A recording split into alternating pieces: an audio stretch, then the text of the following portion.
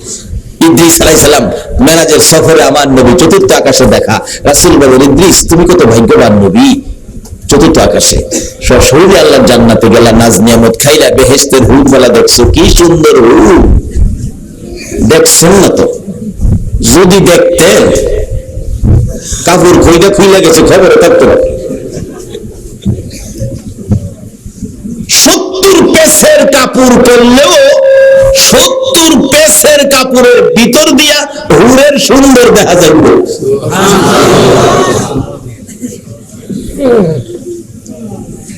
এর লেগে আবার কালা কালা বিবি যারা আছে বাড়ির দিয়ে ঝগড়া করেন না বিবির লাগে। একটা ওয়াজ বিবির লেগে বাড়িতে নিয়েন। কালো বিবি যদি নবীর আশেক হয়, নবীর প্রেমিক হয়, নবীর কথা মতো চলে, একটা কালো বিবিকে হাসরের ময়দানে ওই রকম হুরের চাইতে 70 গুণ সুন্দর বানায়া দেওয়া হবে। আপনার কালো বিবিকে 70 গুণ সুন্দর বানায়া দেওয়া হবে। হাসরে এমন এক ঘটনা ঘটবে, এমন এক ঘটনা ঘটবে হাসরের দিন। কালো বিবি নিয়ে সংসার করছেন। আমার এক বন্ধু আছে, হ্যাঁ বিবি খুব কালো। হ্যাঁ আমার এক ভাই কালো বিবি বিয়ে করাইছে। বাবা একটা বিপদটা আমাদের বাঁচাইছে, কি মানুষের গুনাহ থেকে বাঁচাইছে। কারণ আমারটা কাইল্লা দেখতে আইডার ভাই কেউ চায় না, কাইল্লা দেখতে বলে কেউ চায়। এরকম কালো আছে না বিবি?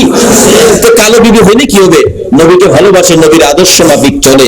আসলে ইতিহাস খুঁজলে পাওয়া যায়, নবীর জীবনে খুঁজলে পাওয়া যায়, পুরুষের চাইতে নবীর ভালোবাসাটা মহিলাদের মধ্যে বেশি ছিল।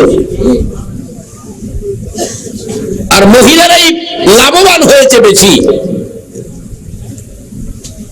কালো বিবি দুনিয়া সংসার করে 70 বছর কাটাইয়া গেলেন। হাসরের দিন ওই লোকটা বেহেশতি হবে, বিবিও বেহেশতি হবে। পিছনে বিবি ডাকবে, ও তিব্বতের বাপ, তুমি বেহেশতে যাইতেছ গা, আমার নিতা না। দুনিয়াও কোথায় কোথাও আমার সঙ্গে নিলা না, আমি কাইল্লা দেখিয়া। কখনো বেহেশতে যাইতেছ গা, আমার নিতা না। এই হিসেবে চাইতো না, হাতে কেব না না না না, তোমার চেয়ে সুন্দরের বাজারে এসে হুর পাইছি, এইতাম না। আচ্ছা না যাও, তুমি একবার চাও না আমার দিকে? না না চাইতাম না। অবশেষে বলবে, তুমি এত নিষ্ঠুর হইলা, 70 বছর তোমার সংসার করলাম, আজকে তুমি এক নজর চাইতা না? 70 বছরের সিএস আরো আর খতিয়ান সহযোগ করিব। লোকটা হাসর দিন পিছনে তাকাইব, তাকাইলে দেখবো এটা একটা উদিত সূর্য দেখা যায়। তুমি কি তিব্বতের মা? হ্যাঁ। ভালো লাগে না? আর তুমি না কালো ছিলা? ওই মহিলা বলবে, কেন শুনো নাই আমার নবী ওয়াজ করেছে, নবীর কথা মাফিক নবীর মহব্বতের জিন্দেগি যারা করবে, হাসরের দিন এক একটা কালো মহিলাকে হুরের চাইতে 70 গুণ সুন্দর বানিয়ে দিবে। নবীর কথা অনুযায়ী সেই পুরস্কার আজকে আমি পাইছি। তখন ওই ফুলার বাপ পিছনের বাম হাত বাড়াইয়া কইব, আয় তোরে চেয়ে যাইতাম না। তখন ওই মহিলা কইব, স্বামী গো, জীবনে কোনোদিন পার্কে যায় নাই। আমার কাছে মহিলারা পার্কে যায় না, কি সাজানি সাজায়া নেও। কইবেন, হুজুর আপনি চাইলেন কি লিগা? বাবা না চাইলে আমি ওয়াজ করুন করতে।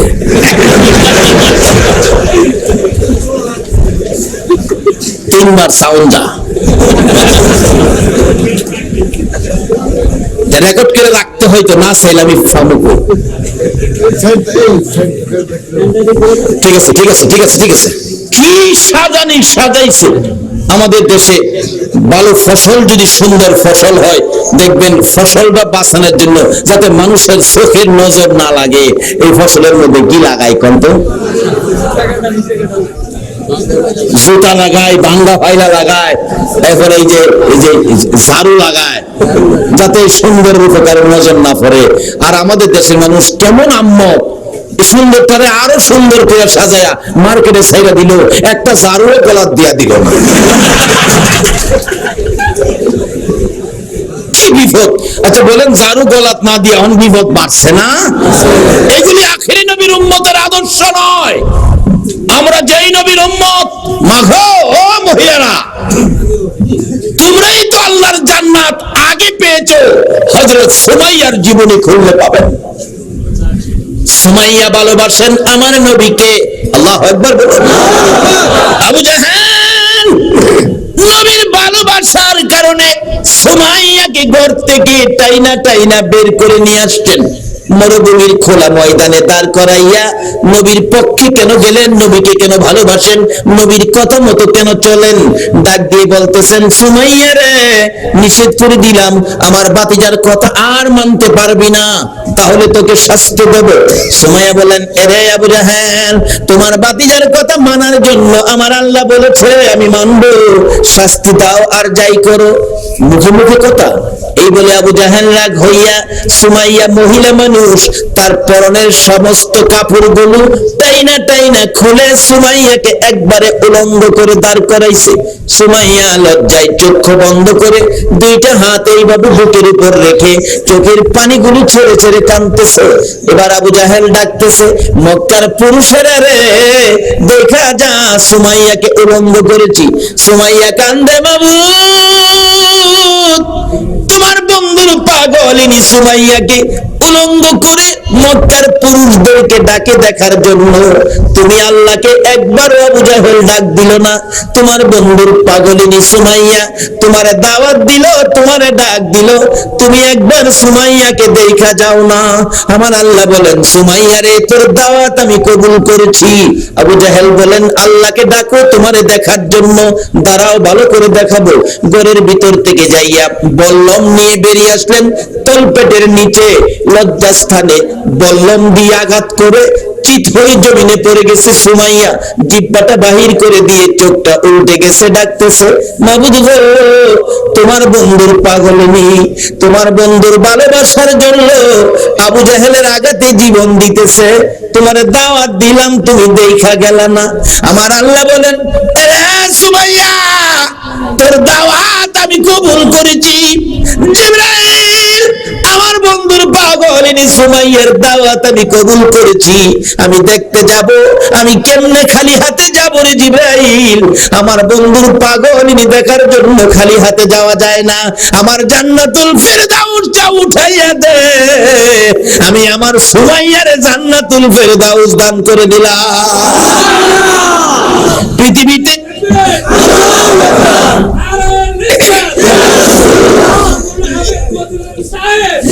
পৃথিবীর জমিনে একজনই মহিলা সর্বপ্রথম আমার নবীর ভালোবাসায় জীবন দিয়েছিলেন। মহিলা ও মা বোনেরা, তোমাদের তো কপাল ভালো, তোমাদের নসিব ভালো, তোমাদের মধ্য থেকে আগে শহীদ হয়েছেন ইনি হলেন হযরতে সুমাইয়া।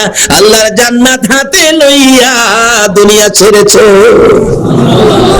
আমরা তো সেই নবীর উম্মত, আমরাও সেই রাস্তাটা, জান্নাতটা হাতে নিয়ে নিয়ে যাইতে পারি, সেই রাস্তাটা খুঁজে বের করব যদি আল্লাহ তৌফিক দেন। আপনারা থাকবেন তো না? আবার যাইবেন না?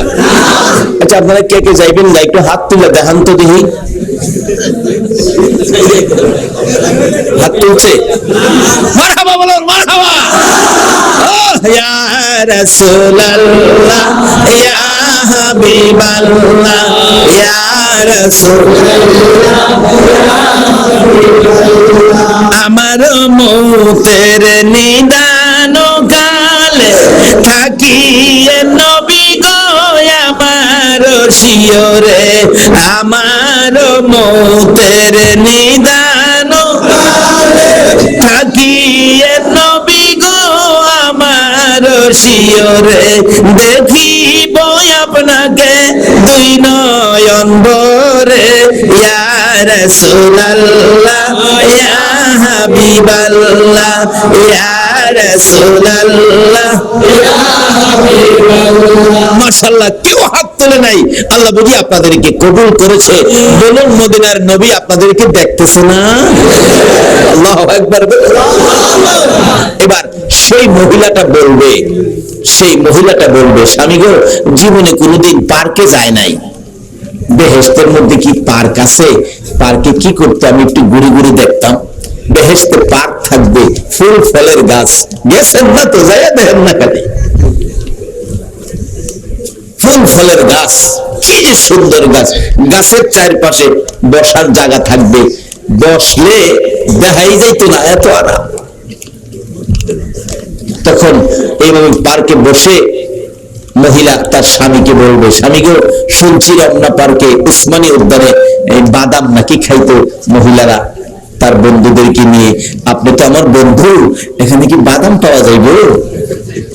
সুবহানাল্লাহ না? এমনি ছোট্ট ছোট্ট ফেরেশতারা বাদামের প্যাকেট করে নিয়ে ঘুরবে, ডাকবে বাদাম লাগবো নি, বাদাম। স্বামীরে তখন মহিলা আঙ্গুল দা গোতা দিবে, আঙ্গুল দিয়া, স্বামী গো 2 টাকার বাদাম লন না। স্বামীরে কয়, তখনের দিনের মহিলা কি স্বামীরে কয় না নিজেই যায়? মাগো তুমি জান্নাতে যাইবা, নবীর আদর্শ নাও, স্বামীরে দিয়া কি নাই? স্বামী গো 2 টাকার বাদাম লন না। হয়তো সব বাচ্চা ফেরেশতা, বড় না বাচ্চা। 2 টাকার বাদাম লন, বেহেশতি বাদাম, কত খাওন কেমন হইব? আল্লাহ আপনাদের সেই খাওয়ানোর অধিকারী করুক, সকলে বলুন আমিন। সেদিন আবার আমার বললেন না কি মজা, 2 টাকার খায়া কেউ স্বামী আরো 2 টাকার লন না। খাইতে খাইতে খাইতে খাইতে খাইতে খাইতে 70 বছর পার হইব হুদা বাদাম খাওয়া। অবশেষে স্ত্রী কেউ স্বামী গো মজা পায়া যে খাইতেছেন, টাকা দিবেন করতে, যে কবরে জানবেলা কি টাকা নিচ্ছেন, তো টাকা দিবেন করতে, কি সমস্যা রে? তখন তো কি হয়, এরকম বেজালে আমি পড়ছিলাম একবার। হজ করতে যাইবেন না, বেসরকারি ভাবে গেছি তো, এই দেশের টাকা তো নেওয়া যায় না, শুধু 2টা সৌদি রিয়াল আমার খবর আছে, আর তো থাকা খাওয়ার সবকিছু যেই ট্রাভেলস এর আন্ডারে গেছি, যে মুআল্লিমের আন্ডারে গেছি, সারাই তো করবে, আমার তো টাকা লাগবে। এই দেশে গেলে তো ভাই বাতি যা আছে টাকা পয়সার অভাব নাই, 2টা টাকা পকেটে। বিমান ছাড়ছে পরেই মাইকে কইতেছে আমরা এখন 33,000 ফিট উপরে আছি, বেল খুললাম, বেল খুললে লেচি পড়াই না, সামনে খাওয়ান দিছি, কয়েক কিসিমের খাওয়ান, যারা বিমানে গেছেন দেখছেন তো। প্রথম দিছে লজেন্স, যাতে বমি টুমি না হয়। আমি লজেন্স হাতে নিয়ে বেরিয়েছি, খাই না। এরপরে আরো খাবার দিছে, ফল ফলাদি, লাল ভাত, এরকম খানা দেওয়ার পরে আমি খাই না, সবাই খাইতেছে। আমার সাথে এক বছরা, উনি নাকি আরো 7 বার হজ করছে। আমার জিজ্ঞাসা, হুজুর খান নাকি লেগে? আমি কি ভাই সাহেব লজ্জার কথা, আমার পকেটে 2টি আছে। সত্যটা বললে সুবিধা কি আছে? কারণ বিমানের খাবার দাম জানি কত ধরে, বিল জানি কত লিখে দেয়, যদি না দিতে পারি তাহলে লজ্জার ব্যাপার। কারণ আমাদের ভৈরবে যখন ফেরি ঘাট ছিল, এখন তো ব্রিজ হয়েছে, দেখছি এই মানুষ যে কত টর্চারিং করে, খাওয়াইছে 10 টাকা প্লেট চিংড়ি মাছ, 10 টাকা প্লেট, 10 টাকা করে চিংড়ি মাছ। আসলে 10টা চিংড়ি মাছ দিছে, একটা 10 টাকা, আর বোঝাইছে প্লেট 10 টাকা। বেচারা খাইছে, খাওয়ার পরে বিল করছে 150 টাকা। আর 10 টাকা প্লেট চিংড়ি মাছ, 10 টাকা বাদ 20 টাকা হবে। আপনারা কে কইলো 10 টাকা প্লেট? 10 টাকা একটা, আপনারা 10টা দিছি, বিল বানা দিছে 150 টাকা। মান সম্মান যাইবার দশা। এরকম বিপদ আমি দেখছি নিজের চোখে। আপনার ঠান্ডা প্রাণ ওই সময় 15 টাকা করে বিক্রি করে তারা, 10 টাকার প্রাণ 15 টাকা। আপনার খাইবেন কই, ওই মুখটা খুলে না, খাইবেন কি না একথা জিজ্ঞাসা না, খাইবেন কি খুলে লাইছে মুখটা। আপনি বলছেন আমি তোর বাবা খাবো না, কোন আমারে টাকা দেন, করলেন কেন? এরকম অত্যাচার করতো, নিজের চোখের দেখা। আমার তো এই অবস্থাটা জানা আছে, আমি আবার কই খামু যে খাইলিনি, আবার কই খাইলেন কেন, টাকা দেন।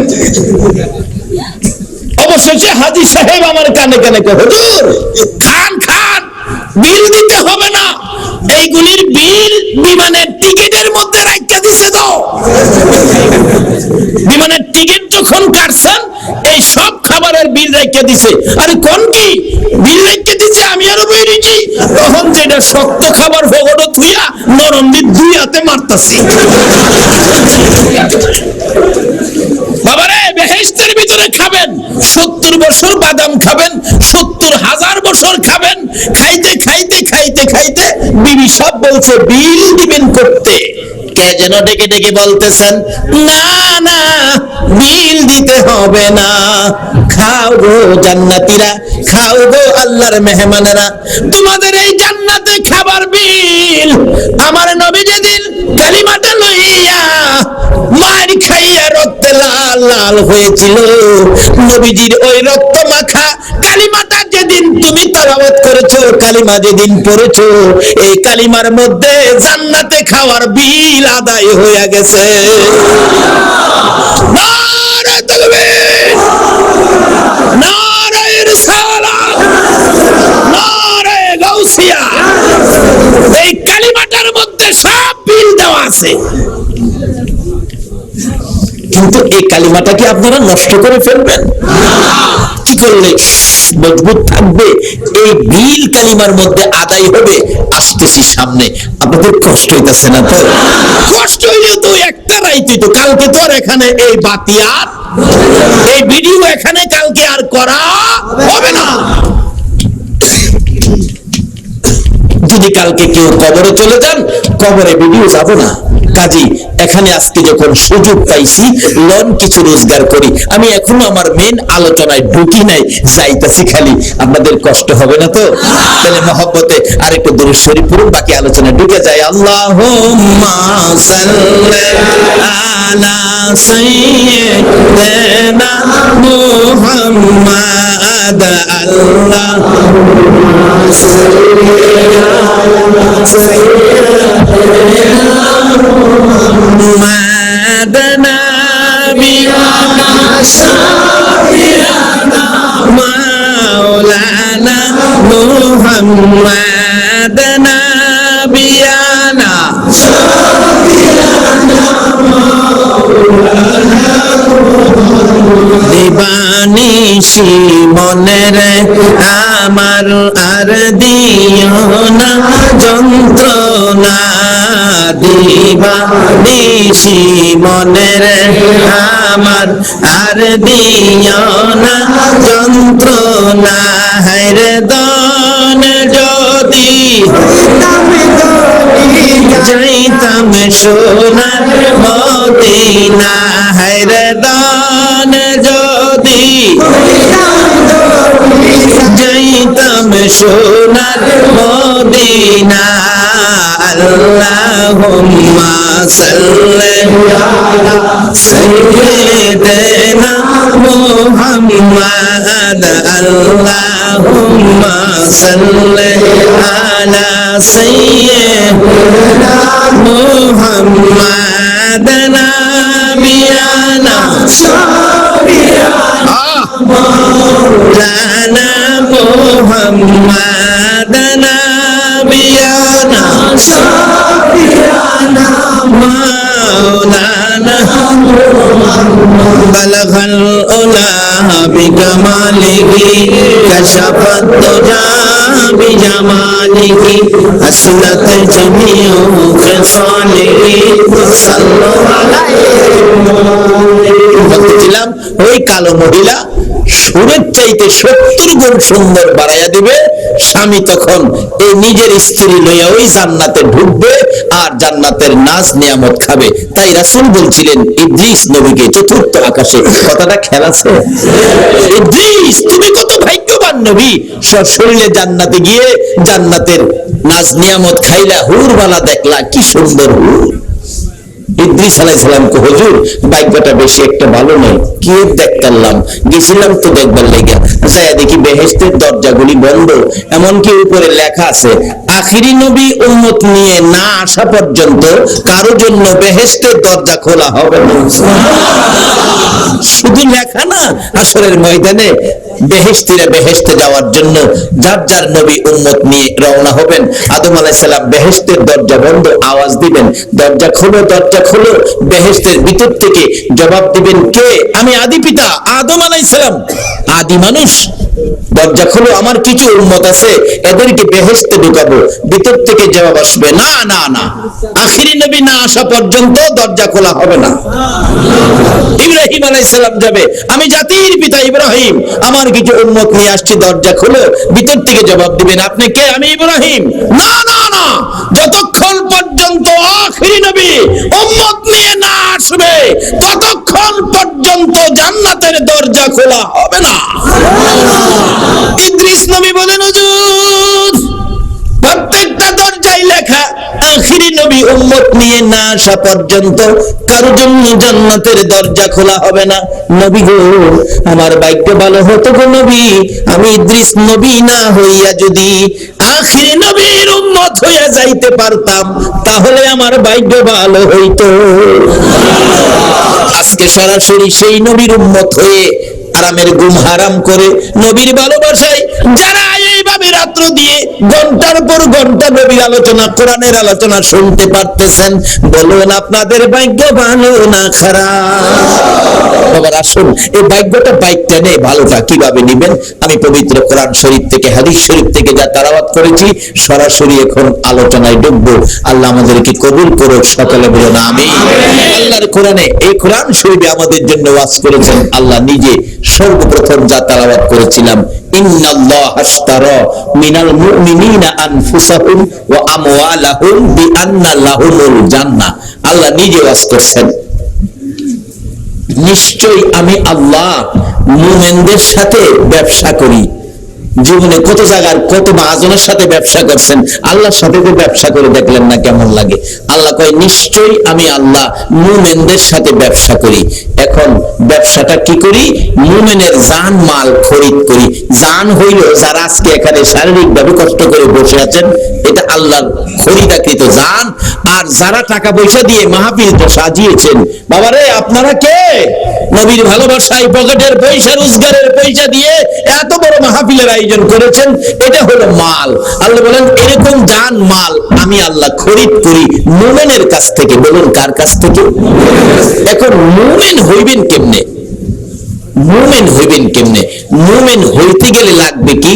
এটা হাদিস শরীফে আসছে। নবীজি একদিন প্রশ্ন করেন হযরত ওমরকে, ওমর তুমি আমাকে কেমন ভালোবাসো? ওমর বলেন হুজুর বলেন কি, আমি তো আমার ছেলে মেয়ে বিবি বাচ্চার চাইতে আপনাকে বেশি ভালোবাসি। রাসূল বলেন ওমর তুমি এখনো মুমিন হও নাই, অথচ নামাজ কম পড়ে নাই, রোজাও রাখেন, বাকি সব আমল করেন, তারপরে বলে মুমিন হয় নাই। হযরত ওমর বলেন বলেন কি, মুমিন হতে পারলাম না? রাসূল বলেন তুমি ঠিক করে বলো আমাকে কেমন ভালোবাসো? হুজুর ধন সম্পদ, বিবি বাচ্চা, বাড়িঘর সবচাইতে আপনাকে বেশি ভালোবাসি। রাসূল বলেন ওমর তুমি এখনো মুমিন হও নাই, ঠিক করে বলো আমাকে কেমন ভালোবাসো? ওমর চিৎকার মারছে, ইয়া রাসূলুল্লাহ ছেলে মেয়ে, বিবি বাচ্চা, ধন সম্পদ, বাড়ি ঘর, এমন কি আমি ওমরের জানের চাইতে আপনাকে বেশি ভালোবাসি। রাসূল বলেন এইবার মুমিন হয়েছো। এখন আপনারা কি জানের চাইতে রাসূলকে বেশি ভালোবাসতে রাজি আছেন? তাইলে এই মুমিনের সাথে আল্লাহর ব্যবসা। মুমিনের জান মাল খরিদ করবে কি দিয়ে? টাকা দিবে না, ইউরো দিবে না, ডলার দিবে না, পাউন্ড দিবে না, কি দিবে? কোরআন শরীফ, বিআন্না লাহুমুল জান্নাহ। আমি মুমিনের জানমাল খরিদ করি আমার জান্নাতের বিনিময়। জান্নাতটা তাদেরকে দেই, তাদেরকে আমি নেই। আল্লাহু আকবার বলুন।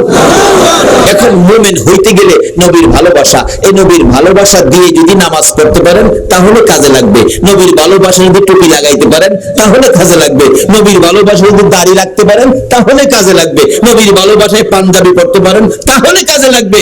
দাড়ি আছে, ভালোবাসা নাই, বলুন এই দাড়ির কোনো দাম আছে? রবীন্দ্রনাথ ঠাকুর কত বড় দাড়ি, সুবহানাল্লাহ। আছে আপনাদের এত বড় দাড়ি? একজন কইতাছে হের বলে হইব। এই বাবা তুই কি রবীন্দ্রনাথ ঠাকুর হইবে নাকি? কথাবার্তা সাবধানে বইল, অনেক কথাই কিন্তু ঈমান নষ্ট হয়ে যা। বলুন রবীন্দ্রনাথ ঠাকুরের দাড়ি আছে কিনা? ছোট না বড়?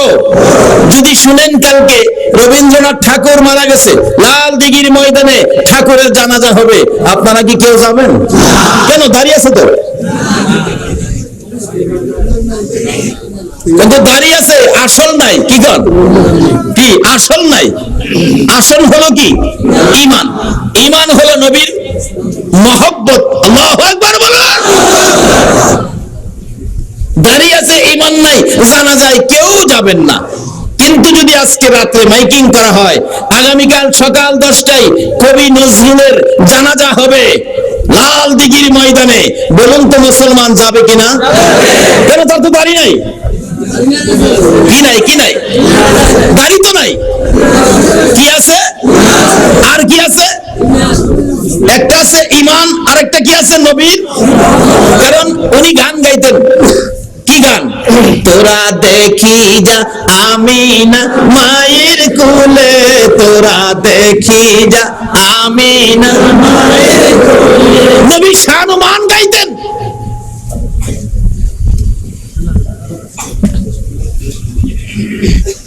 নবীর পক্ষে ছিলেন, দাড়ি নাই, কিন্তু মহব্বতের ভাণ্ড ছিল, ঈমান ছিল, বিদায় তার জানাজায় মুসলমান যাবে। দাড়ি আছে, ঈমান নাই, তার জানাজায় কেহ। তাহলে দামটা কিসের বলুন? ঈমান। আমার একটা বাস্তব ঘটনা জানা। বড় ভাইয়ের বউ দেখতে গিয়েছিলাম, লঞ্চের রাস্তা, লঞ্চ থেকে নাইমা 1 কিলোমিটার 2 কিলোমিটার রাস্তা হাঁটতে হয়, কিন্তু তার বন্ধু বান্ধব গেছে প্রায় 10-12 জন। একজন ছিল হিন্দু বন্ধু, চেহারা ফর্সা, দাড়ি চাপ দাড়ি, খুব সুন্দর দাড়ি রাখছে, মানে ফর্সা চেহারায় কালো দাড়ি সুন্দর লাগে, এই জন্য হ্যাঁ দাড়ি রাখছে, দাড়ি লইয়া যাইতেছে। কিন্তু রাস্তার মধ্যে হ্যাঁ গনছে, মানুষের দাড়ি দেখে সালাম দিছে, 35টা সালাম হ্যাঁ পাইছে। লঞ্চের মধ্যে এসে কই, তারা মুসলমান হইয়া কি করলি, একটা সালাম পাইলি না? আর আমি হিন্দু বেটা 35টা সালাম পাইছি। মুসলমান তো কাজে না হইলো হেমনে তো পণ্ডিত। সালাম কি তুই পাইছস? এটা তো আমার নবীর দাড়ি রাখছে, সুন্নতে পাইছে, তোরে তো দেয় নাই, তুই দাড়ি ভালায় দেখ, তোরে দেয়নি। আসলে তো কথা ঠিক, কি কোন? সালাম কি আসলে হেরে দিছে না দাড়িরে দিছে? হিন্দু বেটা দাড়ি রাখলেও সালাম পায়। এই নবীর ভালোবাসা থাকলে ইজ্জত আপনার বাড়বে না কমবে বলুন তো? হিন্দু বেটা দাড়ি রাখছে মহব্বত না, এরপরও ইজ্জত পাইতেছে নবীর সুন্নতের খাতিরে। এই সুন্নতের আমলও আমাদের থাকা দরকার আছে। যাই হোক, এদিকে আমার ওয়াজ না। এবার দাড়ি আছে, সালাম পাইছে, কিন্তু আসলে হিন্দু বেটা দাড়ি নাই, সালামও পায়। কবি নজরুল, কেন? তার মধ্যে নবীর প্রেম ছিল, নবীর ভালোবাসা ছিল। আসলে এই নবীর প্রেমের গান গাওয়ার জন্য আল্লাহ পাকেরই তো নির্দেশ। দেখেন, যত ইবাদতে যাবেন বলুন এই নবী আছে কিনা? সপ্তাহের ভিতরে কিন্তু এই নবী আছে। এই সিস্টেমটা আল্লাহই করেছেন। আল্লাহ বলছে তোমরা এই গুনগুনি তোমরা গাইতে থাকো, কারণ যদি না গাও আমি আল্লাহকে তোমরা খুশি করতে পারবে না। তার বাস্তব দেখবেন, পরিবহন সেক্টরে যারা চাকরি করেন, বাস যারা চালায়, 3 জন স্টাফ থাকে, একজন ড্রাইভার, একজন কন্ট্রাক্টর, আরেকজন কি জানি, মাশাআল্লাহ জানেন যে আপনারা সব। আরেকজন কি?